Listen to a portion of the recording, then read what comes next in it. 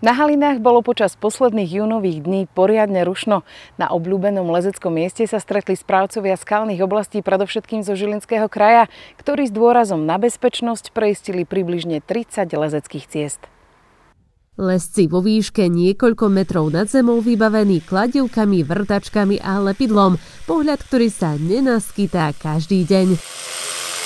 Pozeráte sa na výmenu starých istiacich bodov za nové, trvácnejšie. A dôvod, aby lezenie na Halinách bolo nielen krásne, ale hlavne bezpečné. Tak v podstate sa tá cesta znova prelezie, označí sa, kde sa dajú tie trvalé istiace prostriedky. S kladivom sa to preťuká, aby to bolo v pevnej skvale. Ak sú tam nejaké voľné kamene, tak sa pozhadzujú. Celé sa to pripraví tak, aby to bolo čo najbezpečnejšie. Potom niekto príde, s horným lánom sa zavesí, navrtá diery, potom tie diery sa musia vyfúkať od prachu a od drobných kamienkov. Do nich umiestnia permanentné istiace prostriedky, ktoré upevnia špeciálnym lepidlom. Nezabúdajú ani na tzv. Štand, čiže vratný bod. Možno sa to nezdá, no ide o precíznu mravčiu prácu. Preistenie jednej cesty trvá i niekoľko hodín a dôležité je pri tom pred zlanením samozrejme na nič nezabudnúť. A ty čo máme? Však v tomto by malo byť, nie? Viem.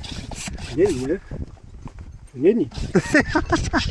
No tak, do ríči. Ja máš pištol, to ďalej. Nie, bohača.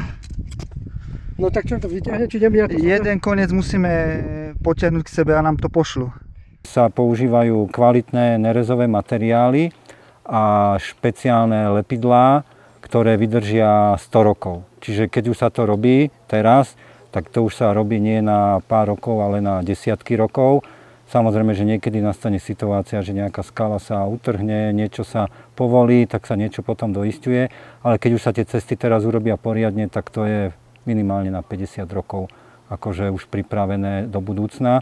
S preistením hlavne ľahších lezeckých ciest začali na Halinách už zhruba pred 7 rokmi. V lani ale odštartovali veľký projekt revitalizácie a práce zintenzívnili. A keďže platí, čím viac rúk, tým ide práca rýchlejšie, do preisťovania lezeckých ciest sa pustili prednedávnom i 15 správcovia skalných oblastí z rôznych častí Slovenska, no predovšetkým zo Žilinského kraja, ktorí tu absolvovali odborné školenie a seminár a v rámci akcie James Rock Trip pridali ruku k dielu, rovnako aj dobrovoľníci z domáceho klubu. Je to prvá taká naozaj akcia komunitného charakteru, že sa dala dokopy miestna lezecká komunita, a teda nielen miestna, ale naozaj v spolupráci so Slovenským horolezeckým spolkom James a správcami z okolitých oblastí. Vlastne realizujeme toto preisťovanie. A tá oblasť si to aj zaslúži, nakoľko na Halinách sa lezie už pomaly viac než 70 rokov, takže určite je fajn tej oblasti vrátiť, čo nám možno trošku dala. Koncom júna sa takto podarilo preistiť 30 pôvodných, ale i nových lezeckých ciest. Akciu finančne podporilo mesto Ružomberok, Žilinský kraj i oblastná organizácia cestovného ruchu Región Liptov. Materiál poskytol Slovenský horolezecký spolok a prispeli i ďalší sponzori.